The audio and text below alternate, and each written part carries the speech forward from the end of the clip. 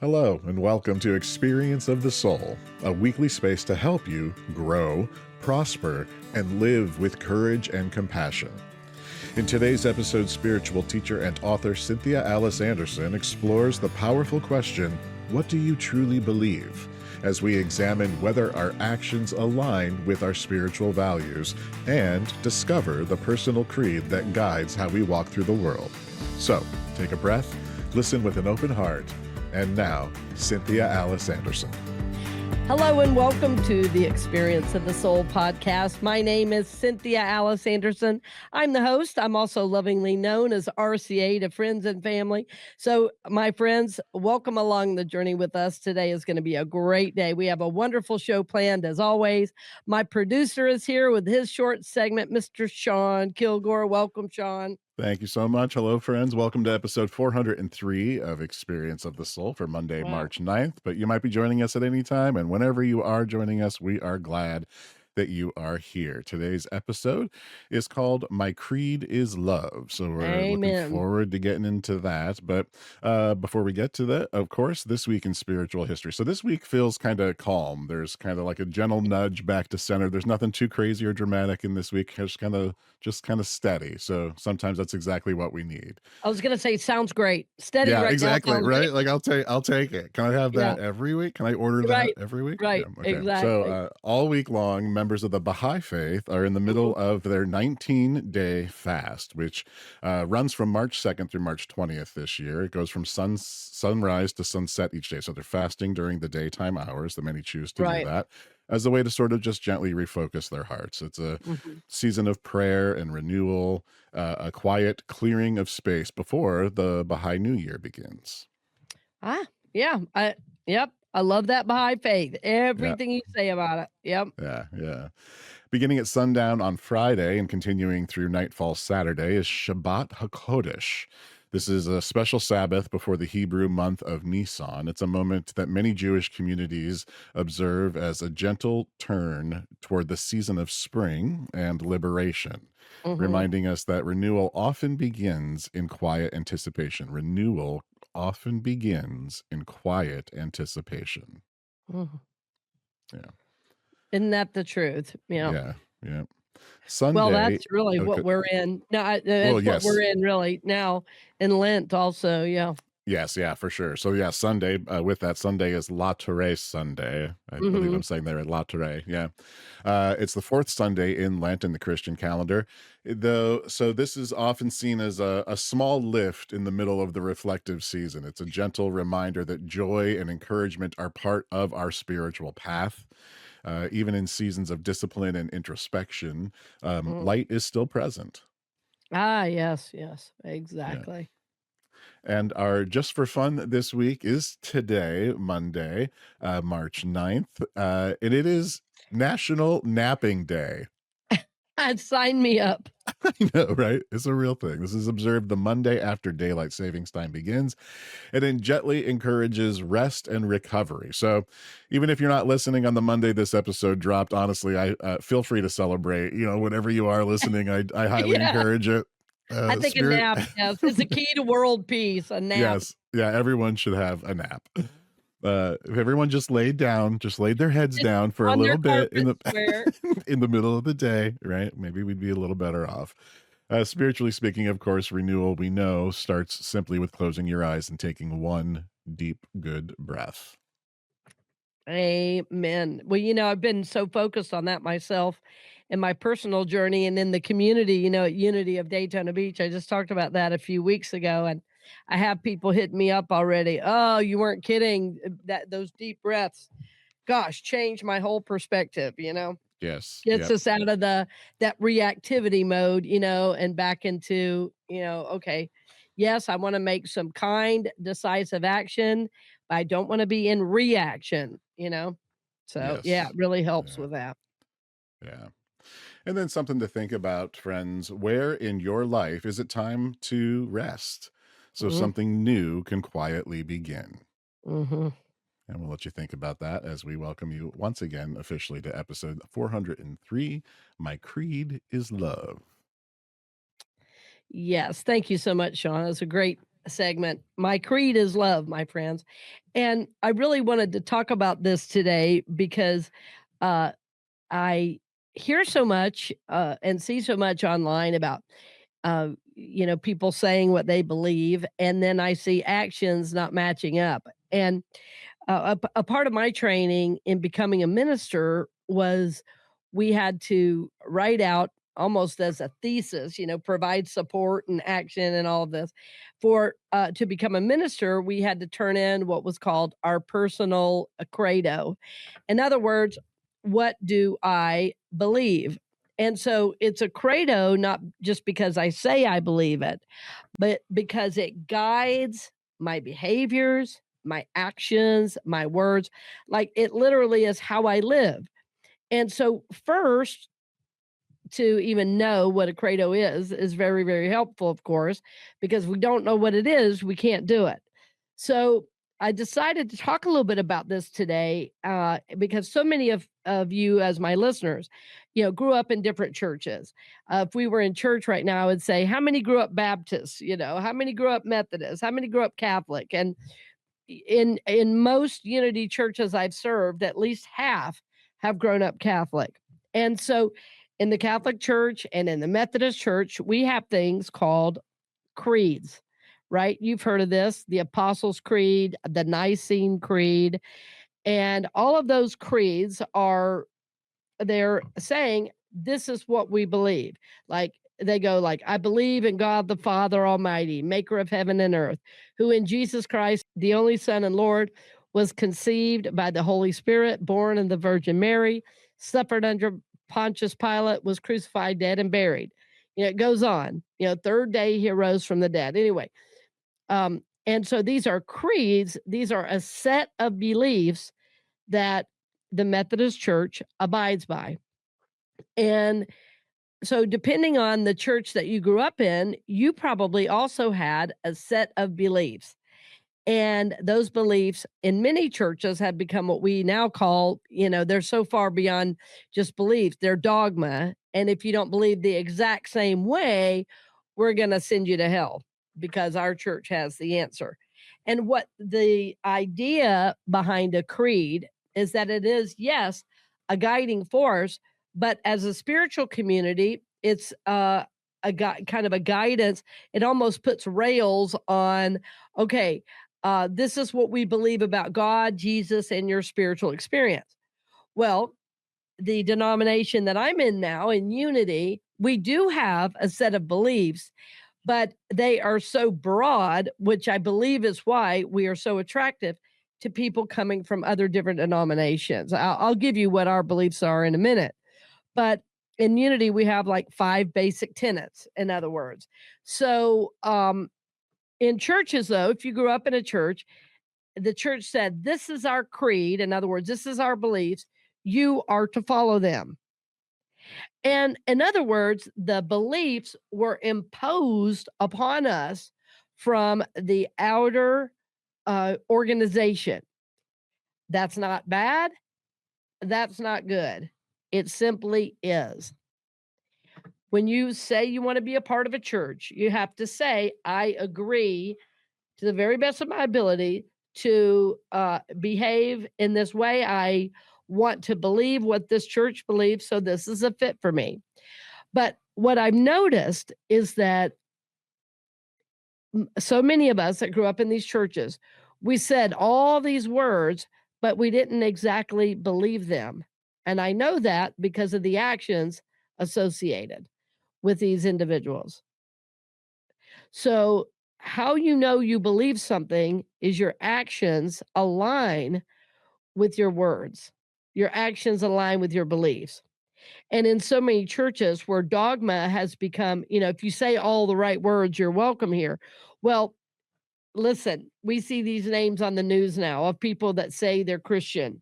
They're mentioned in the Epstein files. Oh, there's been a new age spiritual leaders and teachers in that as well.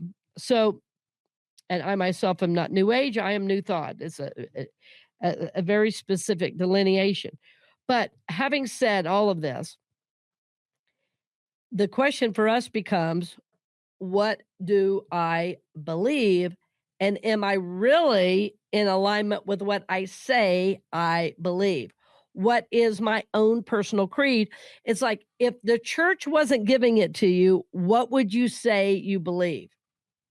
And interestingly, for me, in the last year, I have seen people that call themselves atheists more in line with what Jesus taught than people who call themselves Christian.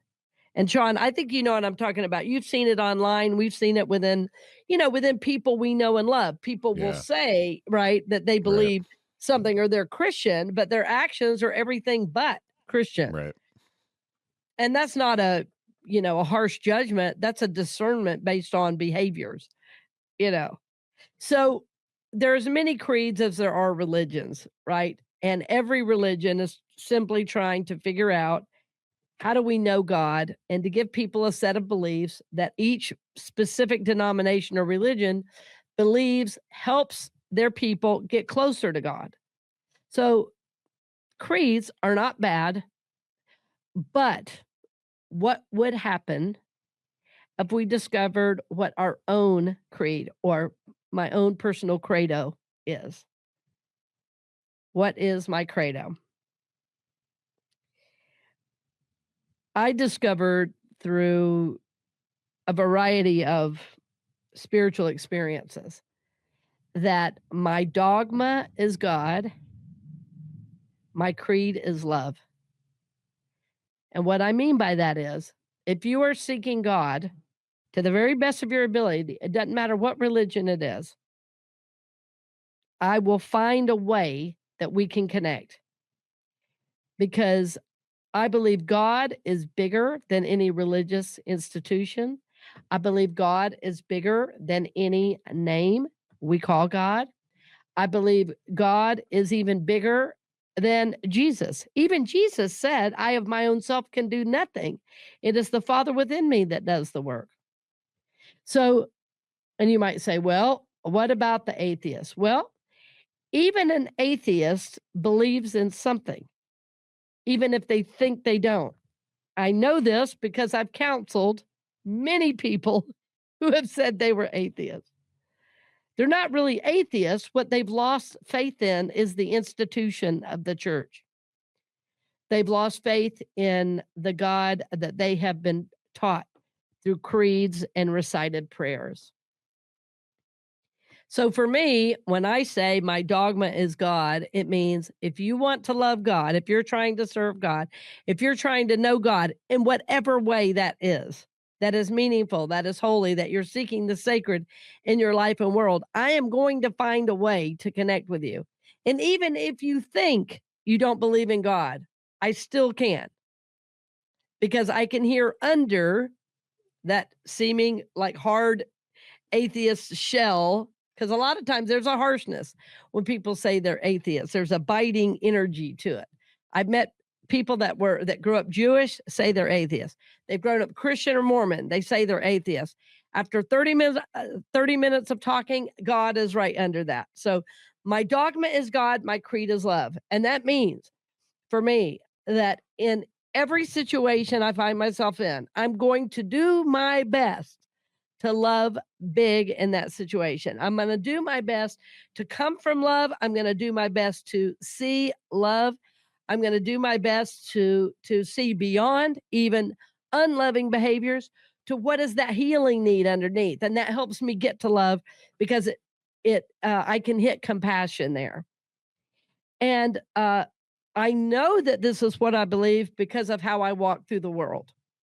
And so this is what I mean about you discovering your own personal credo. I often get asked about my relationship with God and with Jesus and my study of other world religions. I just had somebody ask me the other day um, about my relationship with Jesus. And I said, it's so interesting because growing up in the Methodist church, we talked about Jesus, we celebrated Jesus. In the Baptist church, I learned I needed to accept Jesus into my heart. And And I did that. As a matter of fact, I think I did it twice just to make sure I didn't miss anything. And on a regular basis, I would recommit my life to it being in service of Jesus, and that I made sure I was praying to Jesus in the right way. My heart was so sincere. Well, as I grew and developed spiritually, I learned that Jesus was not just a man and not just the Son of God. He was both equally. That Jesus was both God and man, and that in fact, what existed in him as the Christ, the light of God, was so fully known, right? But that we have a little spark of that. John 1 says, in him was light, and the light was the life of all people. So, my friends, I discovered that there's more than Jesus the man. There was the Christ essence. And so in unity, you'll often hear ministers say, Jesus the Christ. We're acknowledging Jesus the man and his Christhood. And then we turn around and say, I behold the Christ in you. As a human being, we might say to each other, I see the Christ in you. Because what we believe is that Christ essence is in each one. Now, we say we believe that. But if you say you believe the Christ is in each one, and then you turn around and start gossiping about the person next to you, you don't really believe the Christ is in them. You believe you're better than them, and they are not as good as you. And I have seen it in every church I've ever served. So I'm saying all of this, my friends, about what do you believe? What is your credo? What is your credo? What are the beliefs that you follow?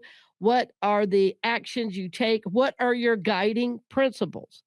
Because whatever are your guiding principles, whatever your actions and words are, that is your credo. And that comes from within you, and no church can ever give you that. No church can ever give you, this is what you're supposed to believe. It is your own heart, your own soul, knowing God, that is going to move you in a more complete way into knowing and living your credo, with an immense purpose, an immense desire, to serve God in the world. So I want you to really think about this. Maybe even as you're driving down the road and you're listening, or you're maybe sitting at work listening, you're thinking, well, what do I believe? I say I believe in forgiveness, but I'm holding on to things from 40 years ago. I say I believe in love, and yet if somebody agrees with me, I'm going to take them out. I can't handle it. If I say I want to do something and somebody says they don't want to do it, I can't handle my emotions. So, my friends, that's what I mean. What do you really believe, and how does it inform how you walk in the world? We see every day politicians saying one thing and doing another. This is a classic and egregious example of somebody saying one thing and doing another. In other words, saying what they believe, but then their actions not matching their words. We see it with political leaders, yes. We see it with spiritual leaders. Some of the most prominent voices that speak against behaviors and activities, you find out a year or two later, 5 years down the road, they've been participating in that exact behavior on the side, undercover. Nobody knows about it. But eventually, everything comes into light, and here we are. So we see this all the time. So, my friends, for you, what do you really believe? What is your credo? And you might, if you really want to look at what you believe, you might go to the church of your origin, your first church when you were growing up in your family of origin. That first church often has a big part to play in how your beliefs are established. your belief about God, your belief about yourself, your belief about the universe, and how you fit. What is your place in it? Over time, as we grow and develop, life happens, and sometimes our beliefs shift and change. Sometimes they get more constricted because we feel we need control. Sometimes our beliefs get more broad and expand. And our credo might shift and change as we grow and mature in consciousness. So, what my hope for you is, as I'm speaking about this, that you will love yourself enough to see what it is you really believe, and to also kind of do a self inventory. Is this how I want to walk through the world? If this is what I truly believe, if this is my credo, am I happy with myself on this?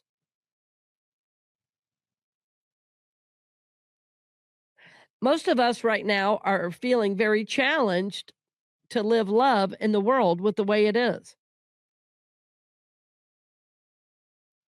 How do we do that in our current climate?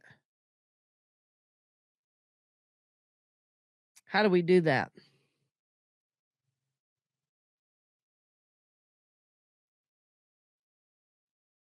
My discovery is my dogma is God, my creed is love. For me, it's very, very simple. Everything else falls under that. My dogma is God, my creed is love. I talked a little bit about my dogma is God, so my creed is love. Love includes grace, it includes compassion, it includes forgiveness, it includes uh, loving friendships and relationships. It also includes loving enough to walk away from a situation that may be abusive, that may be hurtful. It's self love. Self love. So there is a depth to my very simple credo. My dogma is God, my creed is love. What is your credo? What do you believe?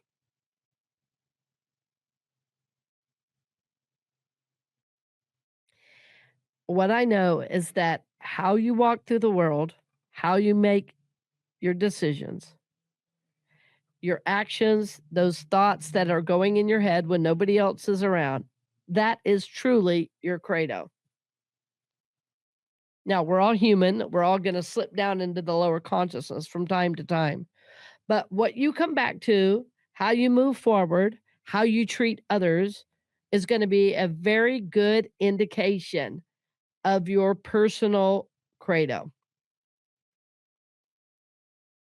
So I wanted to speak a few minutes about Unity's 5 basic principles, simply because I am a Unity minister, and the principles we have are so simple, and yet they're so broad and expansive.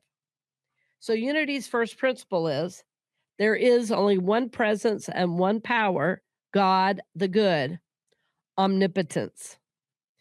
And way back in the day, there was an argument: is God omnipotent or omnipotence? CE. And anyway, the final decision was God is omnipotence. In other words, all power itself, that all power, God is all powerful. That's our first principle.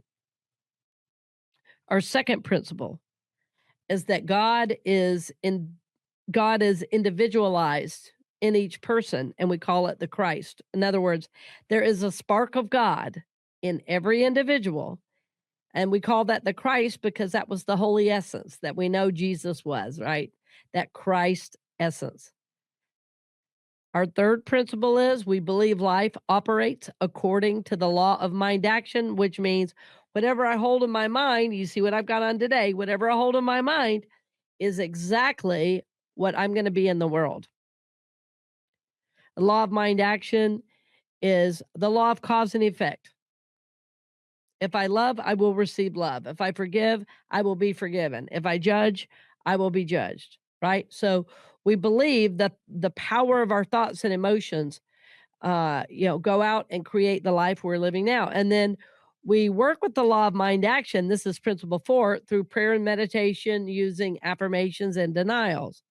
So, in other words, we're going to do our part of learning the unity principles, of learning to live this power of God and the Christ in us in the world by praying affirmatively, by meditating, by lifting our consciousness up to the consciousness of God.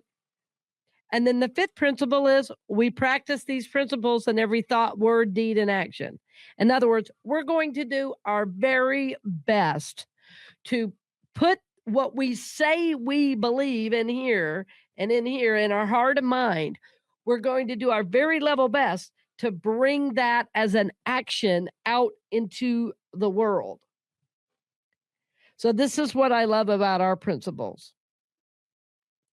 And what I know about the people that sit in our spiritual communities, probably if I talk to every single person would have some slightly different view of God or even Jesus.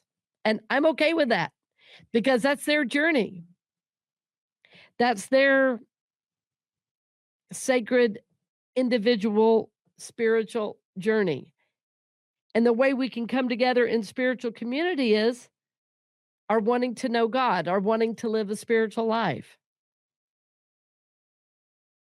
I find people I've met in unity to be some of the most gracious, generous, loving individuals I've ever met. My mom was a great lover of people. My dad was too, in very different ways, but they both loved people. They both loved kids as well. And when my mom first came to Unity, she said to me, "This is the most loving church I've ever been in. This is what I think heaven must feel like." And that touched me deeply. So, my friends, what is your personal credo? What do you believe? What guides your behaviors and actions? What guides your words? What guides your vote? What guides the way you walk through the world? What guides the way you shop and the way you relate? What guides you? Whatever that is, my friend, that is what you truly believe. And I hope you will do the deeper inner work to really, really take time and seek to discover this. Because you may find that one of the beliefs you're holding on to is from the past. You may find a belief you're carrying is not honoring of yourself, your self worth, or your relationship to God. You may find that the way you have believed about a certain group or around a certain race or a certain income level is not the way you want to walk through the world anymore. So there may be a growth opportunity for you here. There may be a way for you to grow and develop in consciousness in a very, very powerful way. And that you can be clear, you can be at peace, that as you walk through the world, that you are bringing goodness, hope, love, and joy to other people. And that you yourself feel the love and joy of God as you walk through your day. If you're holding on to fear, if you're holding on to hatred of another, if you're holding on to I'm better than you, this creates a dynamic that is the opposite of love and peace, and that is most definitely the opposite of God, Jesus, and the Christ that we talk about so often. So, as you're being challenged, my friends, to live in the world, notice what are your choices? What are your attitudes? This will show you what you truly believe. And I want you to know as you do this work, I'm going to be praying with and for you. And I'm going to honor your spiritual journey. I honor your process. And I know that you will be guided, you will be directed, and you will be illumined and awakened in a way to be more aware that you're going to be illumined and awakened in your awareness of what is, of who you are, of who God is, and how you relate to the larger whole. My friends, you have an important part to play in the world in which we live and in your divine purpose as a soul. So I hope this work that is to be done by you will be done in consciousness, that you will take the time, that you will love yourself enough to see what it is you truly believe, what is your creed, what is your personal credo, and that you will do your very best to live your highest and best in the world. So, my friends, we love you, we bless you, and I lift you up in your process. My dogma is God, my creed is love. And I bless you as you discover more about what yours is and who you are. So many, many blessings on the journey, my friends. And I look forward to seeing you next week. Thank you for joining us for this episode of the Experience of the Soul podcast with Cynthia Alice Anderson. This show is made possible by listeners like you, and your support helps keep these conversations available to all. If this podcast has supported you, you're invited to share it with someone you love or support the show at cynthiaaliceanderson.com/donate. Produced by Kilgore Creative and a production of the Soulworks Group Incorporated. We are so grateful for you, and we are holding you in prayer for God's highest and best in your life. Blessings on the journey.